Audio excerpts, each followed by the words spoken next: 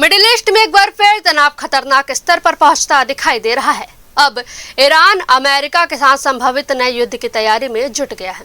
नमस्कार, आप सभी का स्वागत है राष्ट्रीय जगत विजन न्यूज पर। मैं हूं आपके साथ रागनी वर्मन।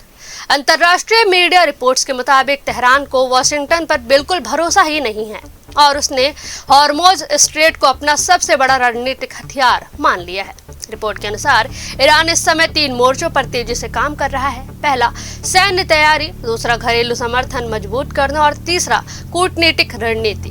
हालांकि बातचीत के रास्ते खुले रखे गए हैं, लेकिन ईरानी सेना और IRGC यानी इस्लामिक रिवोल्यूशनरी गार्ड कॉर्प्स को हाई अलर्ट पर रखा गया है।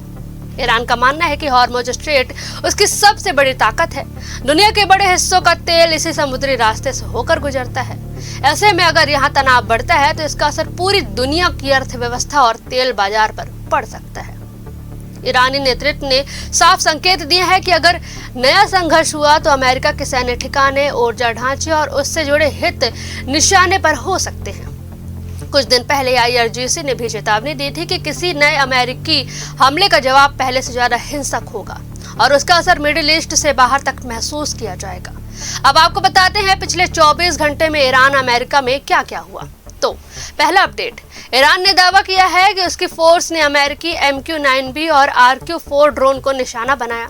साथ ही ईरानी हवाई क्षेत्र में घुसे F-35 लड़ाकू विमान पर भी फायरिंग की गई। दूसरा बड़ा अपडेट, ईरान में 88 दिनों बाद इंटरनेट सेवाएं आंशिक रूप से बहाल हुई हैं। नेटब्लॉक्स ने इसे आधुनिक इतिहास का सबसे लंबा राष्ट्रीय इंटरनेट ब्लैकआउट बताया है। इस लंबे बंद के कारण कारोबार और डिजिटल सेवाओं पर बड़ा असर पड़ा है। तीसरा अपडेट, इजराइल के प्रधानमंत्री बेंजामिन नेतन्याहू ने रक्षा अधिकारियों के साथ हाई लेवल सुरक्षा बैठक की। बैठक में उत्तरी सीमा और लेबनान के हालात पर चर्चा हुई, जबकि हिजबुल्लाह के ठिकानों पर हमले और तेज कर दिए गए हैं।